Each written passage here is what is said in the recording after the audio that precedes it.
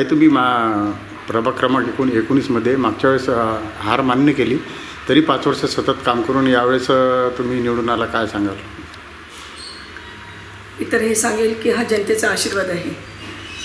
मागच्या 2017मध्ये जेव्हा मी निवडणुकीला उभी होती आणि माझा थोड्या मतांनी पराभव झाला होता, परंतु मी माझी हार मानली नाही आणि सातत्याने लोकांच्या सेवेमध्ये होती, लोकांच्या संपर्कामध्ये होती.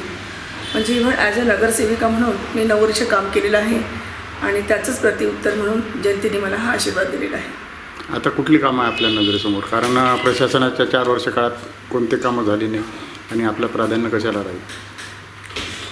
आता तर माझं नुकतंच मी निवडून आलेली आहे. कामकाजाला सुरुवात तर निश्चितच होईल, परंतु आमचा जो मुद्दा होता विशेष, जेव्हा आम्ही निवडणुकीला सामोरे गेलो तेव्हा हिंदुत्व आणि प्रभागाचा विकास आणि आमच्या महिलांची सुरक्षा हा सगळ्यात मोठा प्रश्न माझ्या डोळ्यासमोर होता आणि त्या प्रश्नाचं उत्तर देण्याचं कार्य मी येत्या 5 वर्षामध्ये करेल. सुरक्षेसाठी काय प्राधान्य?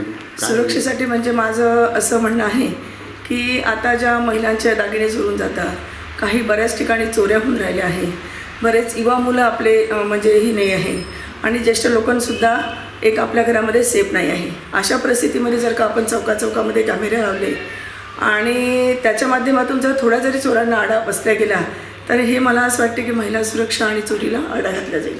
स्वच्छतेच्या बाबतीत काय वाटतं? स्वच्छतेच्याबद्दल तर अतिशय स्वच्छ आणि निर्मळ राहणार आहे, कारण की देशाचे पंतप्रधान आदरणीय नरेंद्रजी मोदी यांनी स्वच्छतेचा वसा उचललेला आहे आणि त्याचाच मार्ग म्हणून, त्या पक्षाचे पाईक म्हणून आम्ही नगरसेवक झालेला आहे आणि निश्चितच मोदीजींच्या पावलावर पाऊल टाकून आम्ही स्वच्छतेचं पूर्ण प्रभागामध्ये काम करू. आणि प्रभागातील सर्व लोकांनी मला भरभरून मतं दिले, त्यांचेसुद्धा मी मनपूर्वक आभार मानते आणि माझ्या पक्षश्रेष्ठींचे मनपूर्वक आभार मानते की मला तिकीट दिली आणि निवडून आणली. जय हिंद, जय महाराष्ट्र.